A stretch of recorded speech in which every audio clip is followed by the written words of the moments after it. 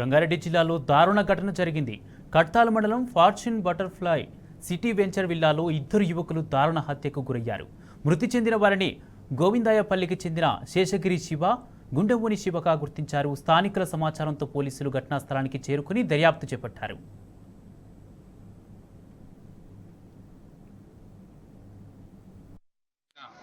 శేషగారి శివ, గుండెమోని శివ అనే ఇద్దరు వ్యక్తులను జల్కం రవి అనే పర్సన్ హైదరాబాద్ నుంచి గాయత్రీనగర్ చౌరస్తా నుంచి రాత్రి 9 గంటల తర్వాత ఈ ఆయా కడతాల్లోని బటర్ఫ్లై సిటీకి తోలుకొచ్చి వాళ్ళిద్దరిని హత్య చేశారు.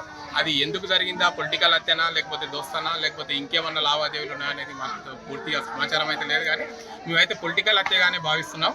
ఇంతకుముందు ఆ పిల్లలు బీజేపీలో తిరిగేది.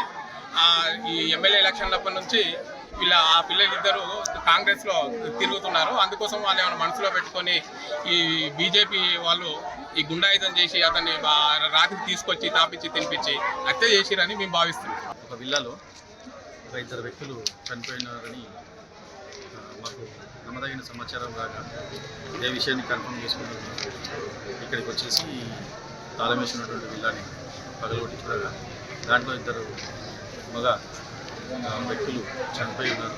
ఒకరు హాల్లో ఇంకొకరు బెడ్రూమ్లో చనిపోయినారు. వీళ్ళని గురించి విచారించగా వీళ్ళు ఒకరు గుండమోని శివ, గోవిందపల్లి విలేజ్కి సంబంధించిన మరియు ఇంకొకరు శేషగిరి శివ, ఇతను కూడా గోవిందపల్లి విలేజ్కి సంబంధించినటువంటి వ్యక్తిగా తెలిసింది. దీనికి సంబంధించి మిగతా విషయాలు తెలియాల్సింది. దీన్ని తదుపరి విచారణ చేసిన వాళ్ళ మీద చర్య తీసుకుంటారు.